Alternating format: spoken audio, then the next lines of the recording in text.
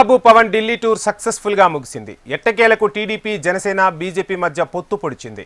వచ్చే ముందు ఉమ్మడి ప్రకటనపై కూడా ఇరు నేతలు సంతకం చేయడం గమనార్హం. ఇక బీజేపీకి 6 ఎంపీ, 8 అసెంబ్లీ సీట్లు ఇచ్చేందుకు ఇరువురు నేతలు అంగీకరించారు. అనకాపల్లి, అరకు, రాజమండ్రి, ఏలూరు, హిందూపూర్, రాజంపేట లోక్సభ స్థానాల్లో బీజేపీ అభ్యర్థులు బరిలో దిగనున్నారు. అలాగే కాకినాడ, మచిలీపట్నం లోక్సభ స్థానాల్లో జనసేన పోటీ చేయనుంది. ఇప్పటికే కాకినాడ లోక్సభ స్థానం నుంచి జనసేన అధినేత పవన్ కళ్యాణ్ బరిలో నిలుస్తారని ఆంధ్రప్రదేశ్ పొలిటికల్ సర్కిల్స్ లో పెద్ద ఎత్తున చర్చ నడుస్తోంది. మరి మచిలీపట్నం నుంచి ఎవరిని బరిలోకి దించుతారనేది ప్రస్తుతం ఆంధ్రప్రదేశ్ రాజకీయాల్లో ఉత్కంఠ రేపుతోంది. ఇదే అంశానికి సంబంధించి మరిన్ని డీటెయిల్స్ మా ప్రతినిధి రామకృష్ణ విజయవాడ నుంచి అందిస్తారు. రామకృష్ణ, చూస్తూ ఉన్నాం, కాకినాడ లోక్సభ స్థానం నుంచి పవన్ కళ్యాణ్ బరిలోకి దిగుతారు అనే వార్త ఇప్పుడు ఏపీ పొలిటికల్ సర్కిల్స్ లో హల్చల్ చేస్తుంటే అందరి దృష్టి ఇప్పుడు మచిలీపట్నంపై పడింది. మచిలీపట్నం నుంచి ఎవరిని బరిలోకి దింపే అవకాశం ఉంది? మచిలీపట్నం నియోజకవర్గంపై పెద్ద ఎత్తున ఆశావాహులు కూడా ఎక్కువగా ఉన్నారు. సో ఓవరాల్ గా ఏం జరగబోతోంది?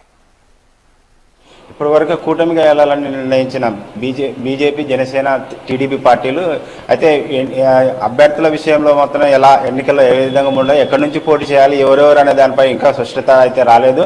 మనకు తెలిసిన సమాచారం ప్రకారం అయితే మచిలీపట్నము, కాకినాడ నుంచి జనసేన పార్టీ పోటీ చేసే అవకాశాలు ఉన్నామని తెలుస్తుంది. అయితే మచిలీపట్నం నుంచి ఒకవేళ ఈ మధ్య వైకాపా పార్టీకి రాజీనామా చేసిన బాలచౌదరిని నిలబెట్టే అవకాశం కూడా కనిపిస్తుంది. వారిని నిలబెడతారని పవన్ కళ్యాణ్ ఇప్పటికే ప్రకటించినట్టు కూడా తెలుస్తుంది.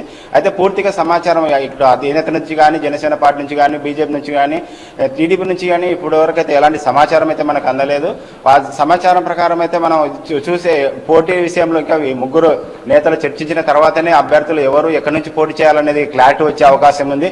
ఇది ఇప్పటి వరకు మాత్రం ఊహాగానాలు మాత్రమే. ఎక్కడెక్కడ పవన్ కళ్యాణ్ కాకినాడ, మచిలీపట్నము, బీజేపీ కొన్ని స్థానాలను పోటీ చేస్తుంది అనేది ఊహాగానాలు మాత్రమే వస్తున్నాయి. అయితే అధికారికంగా ఇప్పటి వరకు ఏ స్థానాల్లో ఏ పార్టీ పోటీ చేస్తుంది అనే విషయాలు అయితే ఇంతవరకు స్పష్టత రాలేదు.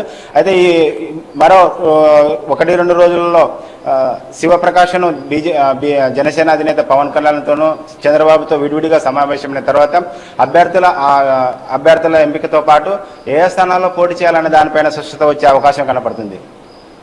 Thank you RK.